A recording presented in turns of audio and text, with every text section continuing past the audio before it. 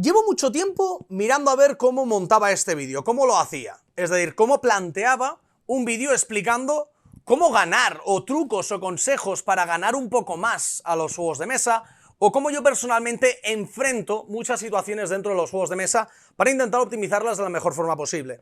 Y he encontrado una forma que creo que es guay para hacer este vídeo. Os voy a hablar de 7 cosas que yo personalmente recuerdo haber hecho en ciertos juegos que creo que me han llevado a la victoria y que a lo mejor a vosotros en esos juegos o en otros también os pueden servir.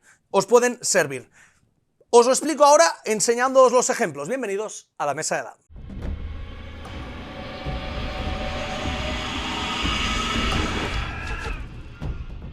Pues buenas a todos, bienvenidos aquí a la mesa de Dan. Tomad asiento, tomaos algo. Vamos a hablar sobre esos 7 truquitos o consejitos que yo creo que os podría dar un poco desde mi completa... ¿cómo se diría esto? Desde mi completa ignorancia, desde no ser el mejor jugador de juegos de mesa del mundo, pero cosillas que personalmente sí que me han funcionado a mí en ciertos juegos y quería compartirlas con vosotros por si a alguno de vosotros os puede funcionar, ¿vale? Y de paso os voy a poner el ejemplo que recuerdo específicamente con qué juego me pasó esto para darme cuenta de que era algo relevante. Vamos a empezar con lo primero, y es que hay que fijarse en el objetivo.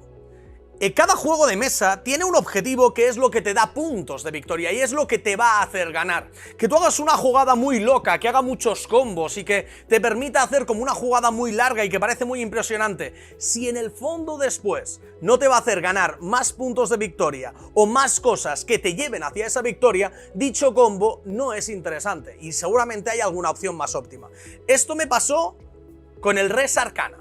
Yo me di cuenta de esto con Res Arcana hace bastante tiempo porque Res Arcana es un juego en el que hay que optimizar las cartas que tenemos dentro de nuestro mazo para intentar ganar una carrera de 10 puntos de victoria lo antes posible.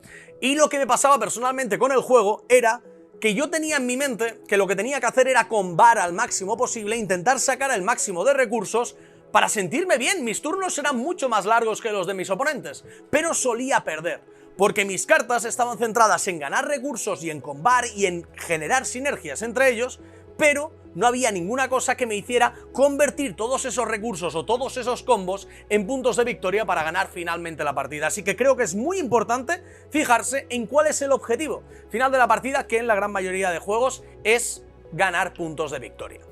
Luego, otra de las cosas que creo que es muy importante dentro de los juegos de mesa también para tener ahí un poco más de posibilidades a la hora de querer ganar es ser lo más flexible que puedas. Hay muchos juegos en los que esta flexibilidad es muy importante, no ir con una idea preconcebida a enfrentarte a dicho juego. Hay ciertos juegos que sí, que se pueden jugar así, pero hay muchos que no. Como por ejemplo me pasó a mí con Alertau. Alertau es un juego de V. Rosenberg del que os he hablado varias veces, en el que una de las magias del juego, o una de las cosas que a mí más me gusta, es que constantemente el juego te está obligando a readaptar toda tu estrategia para ir a completar los objetivos que salen temporales dentro de la partida. Vamos a empezar la partida con unas cartas en mano, que esto ya nos va a fijar principalmente lo que tenemos que hacer, porque esas cartas es casi lo más importante de la partida, es lo que nos va a generar un motor y lo que nos va a dar más y más oportunidades de victoria. Pero es que no únicamente estas cartas iniciales de nuestra mano van a ser lo importante, sino que a medida que avance la partida vamos a ir ganando más, por culpa de las que vamos a tener que replantear muchas veces nuestra estrategia para intentar sacar el máximo de puntos de victoria. Alertau es un juego que me encanta precisamente por esto, y una vez entiendes cómo enfrentarte a Alertau y estar constantemente alerta de cómo hacer las cosas y de qué es lo que te va entrando, yo creo que ganas bastantes enteros jugando a juegos de este estilo, que te obliguen a ser flexible. Luego, otra de las cosas que yo creo que también es muy importante y he visto bastante en algunos juegos de mesa, el que más recuerdo es con Terraforming Mars, es que hay que ser paciente. ¿Y a qué me refiero con esto? Y es que hay muchas cosas que no es necesario hacerlas hasta que es necesario hacerlas. Me explico. Estoy pensando en los objetivos que tiene el propio Terraforming Mars. Terraforming Mars tiene una zona de objetivos en el que el primero que cumple algo puede reclamar dicho objetivo. La cuestión está en que para reclamar dicho objetivo muchas veces tienes que perder turnos, y no solamente en Terraforming Mars, sino en otros juegos como en Everdell, por ejemplo, también, del que hablaremos ahora más tarde, que hay ciertos objetivos que tienes que ser el primero que los cumpla. La cuestión está en que muchas veces para cumplir estos objetivos no hay prisa. Es decir, lo que te da cumplir dichos objetivos es ganar puntos de victoria al final de la partida. Pero nadie está ni cerca de cumplir dicho objetivo. Si ves que el objetivo tienes la opción de perderlo rápidamente o que hay alguien que se te pueda adelantar, pues vas a por él y ya está. Pero si por culpa de ir al objetivo vas a perder un trabajador, como pasa en Everdell, o vas a perder ciertas acciones, como pasa dentro de Terraforming Mars, a veces no es tan interesante ir a cumplirlo y lo dejas para un poco más adelante cuando sí que realmente sea un momento bueno para cogerlo, antes del final de la partida o antes de que alguien pueda quitártelo. Entonces yo creo que ser paciente muchas veces en los juegos de mesa puede marcar la diferencia, porque hay cosas que no es necesario hacerlas tan rápido como puedas, sino en el momento oportuno, ¿vale? Luego, del otro juego que os quería hablar, en este caso os voy a hablar del ejemplo con Everdell, y es algo que a mí personalmente me gusta mucho, que es ser atrevido y creativo. Personalmente, cuando juego a juegos de mesa, como no suelo jugar para ganar, sino que suelo jugar para pasármelo bien, investigar y demás, encuentro muchas vertientes de juego muy diferentes a las que parecen muchas veces más obvias. Muchas de ellas funcionan mal, pierdo y demás, no hay ningún tipo de problema, pero me encanta explorar y me encanta investigar y ver un poco más allá de lo que tiene el juego. Y me pasó con Everdell que las cartas que me parecían más buenas durante las primeras partidas que jugué al juego, porque a simple vista parecen mucho más potentes, poco a poco fueron las que menos me fueron gustando, y las que menos me gustaban al principio son las que más me gustan ahora, porque dichas cartas aportan una profundidad adicional al juego que no ves hasta que no te arriesgas y no sales un poco de tu zona de confort para intentar jugar con dichas cartas. Y esto, como os digo, pasa en Everdell. Hay cartas como la mazmorra, el dungeon, que son muy buenas, o la universidad, que también son muy buenas porque las optimizas mucho, pero de buenas a primeras, en las primeras partidas no lo ves.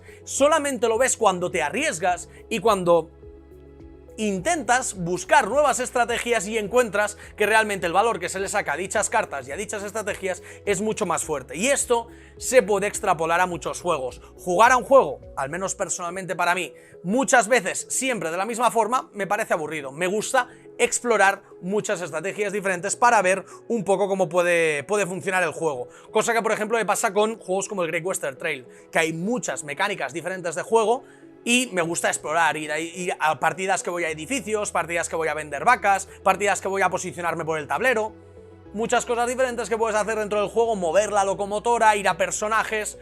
Cada partida para mí suele ser un mundo completamente diferente y no me gusta ir con una idea prefijada, algo un poco parecido a lo que pasaba con Alert Out también.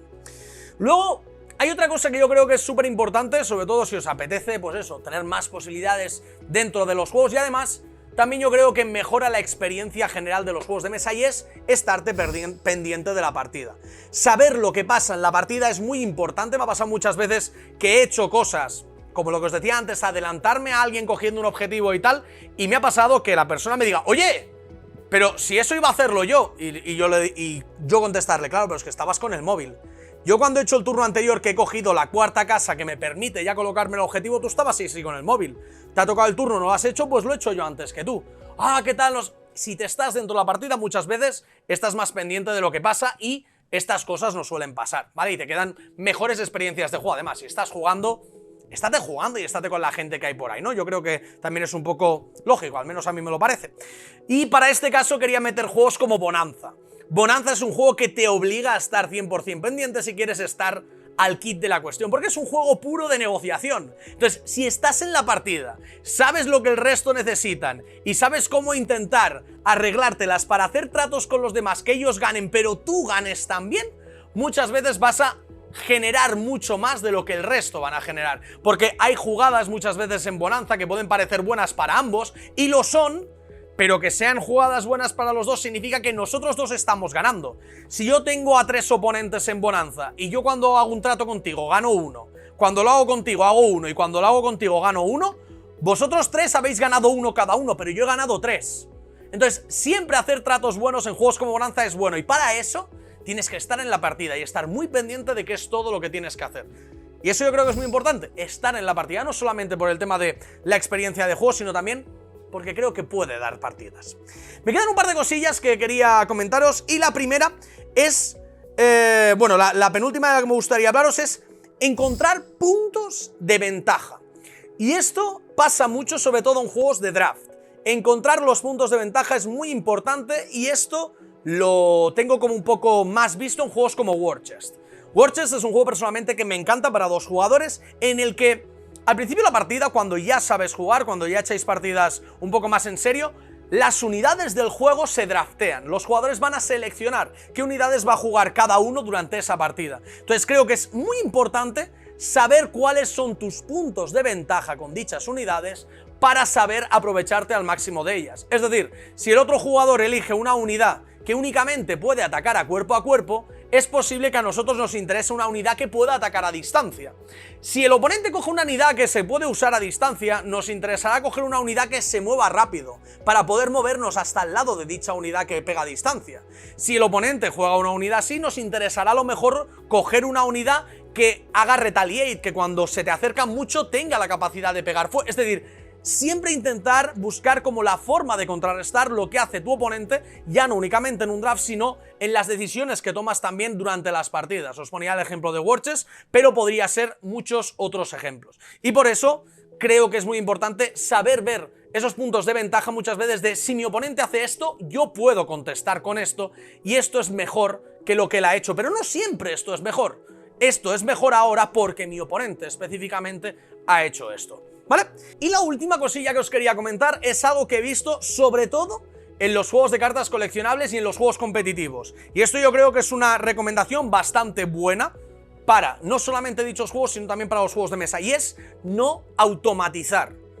Y esto, si jugáis a juegos como Flesh and Blood, como Magic, como Pokémon, como juegos de cartas coleccionables, como videojuegos de cartas como Hearthstone y demás, a lo mejor hace un poco más de clic con vosotros. ¿A qué me refiero con no automatizar? Me refiero a que no siempre todo se juega de la misma forma. Y es que muchas veces cuando jugamos a un juego de este tipo de cartas, tenemos nuestro mazo como más automatizado y decimos, bueno, esta carta es para jugarla así, esta carta así, esta carta así, y muchas veces se nos olvida esta parte del texto de la carta. Y hay cartas que hacen más efectos que en algún momento ínfimo, por mucho que sea un 1%, pero ese texto adicional de la carta a veces tiene mucho más valor de otra forma, o incluso hay ciertas cartas que en muy pocos casos se podrían jugar de otra forma, y no se juegan de otra forma porque está todo como muy automatizado. Esto me pasó hace relativamente poco cuando empecé a jugar a Flesh and Blood, que mucha gente contra la que jugaba veía que tenía como jugadas muy automatizadas, y yo al tener que leerme todas las cartas para entenderlas y demás, encontraba cosas que les sorprendían a veces a mis oponentes, porque era como, ostras, esta carta nunca la habíamos pensado que se pudiera jugar. Claro, porque ya al estar todo tan como automático de esto para esto, esto para esto y tal, se pierden muchas cosas de por medio, que yo creo que con el no tener todo tan automatizado y el siempre creer que hay muchas más cosas por aprender detrás de los juegos, es donde realmente brillas finalmente y acabas sacando como esa capacidad extra de no tenerlo todo tan automatizado y jugar como si fueras un robot, ¿vale? Que esto, como os digo, también se puede extrapolar a ciertos juegos de mesa donde muchas veces se automatizan muchas acciones y no creo que sea la mejor forma de jugar. Hay que intentar, como os decía, ser flexible, ser atrevido y creativo, no automatizar. Todo esto puede ir un poco englobado en el mismo rollo de siempre estar como pendiente del juego y leer mucho, estar muy pendiente de todo lo que puede pasar, de todos los efectos que existen, de todos los triggers y todos los mantenimientos que hay durante el juego. Este punto no lo tenía puesto y creo que también es uno muy interesante. Octavo punto, así rápidamente, que se me acaba de ocurrir ahora, pero creo que es muy importante acordarse de todas las cosas que pasan durante la partida. Es decir, hay ciertas cosas que tienen efectos pasivos. Una carta que te dice que cada vez que juegues un edificio ganas tal. Si juegas un edificio y no te acuerdas, estás perdiendo recursos. Y no se vale esto de luego 3 turnos más tarde decir, uy, cuando jugué este edificio me olvidé de coger esto. A ver, una vez vale, a mí normalmente no me suele importar, pero hay que intentar hacer esto lo menos posible, porque claro, luego hay gente que se aprovecha también de esto. ¡Ostras! Me olvidé, las últimas 4 veces me he olvidado de hacerlo, ¿me gano 4? No. 4 ya no. Una te la dejo pasar, 4 ya no. Si has estado empanado es culpa tuya y eso es lo que hay. Esto en juegos como también, por ejemplo, Everdell pasa, el tema de acordarte de que tienes a un personaje que cada vez que juegas a un personaje te da una valla. Acuérdate tú, amigo, ¿sabes? Es decir, no hay un trigger como en los videojuegos que te lo hace todo automáticamente. Aquí tienes que tú estar pendiente de la partida y acordarte de todo lo que hacen tus cartas. Mira, ese puntito creo que es un plus, pero hay que tenerlo muy en cuenta. Y para esto os recomiendo que las cosas que tengáis, que tengan efectos de al principio de la ronda, de cada vez que pase tal, y que las tengáis como muy a la vista. Las cosas que ya no se usan más, como por ejemplo pasa en Terraforming Mars, dejadlas aparte, apiladlas, que solo se vean los iconos y ya. Pero aquello que puede tener triggers y que puede tener habilidades disparadas y demás, dejaoslas a mano, que muchas veces se olvidan y yo lo sé, que se olvidan porque más de una vez me ha pasado. Y con eso termino con este vídeo sobre cómo pequeños consejos o truquitos para ganar un poco más a los juegos de mesa. Espero que os sean útiles y, como siempre, dejadme en los comentarios si creéis que me he olvidado de alguno o hay alguno que vosotros también queráis recomendar. Por mi parte, poco más, me despido de todos vosotros. Muchísimas gracias por haber visto este vídeo. Nos vemos muy pronto en el próximo. ¡Que vaya bien! ¡Chao!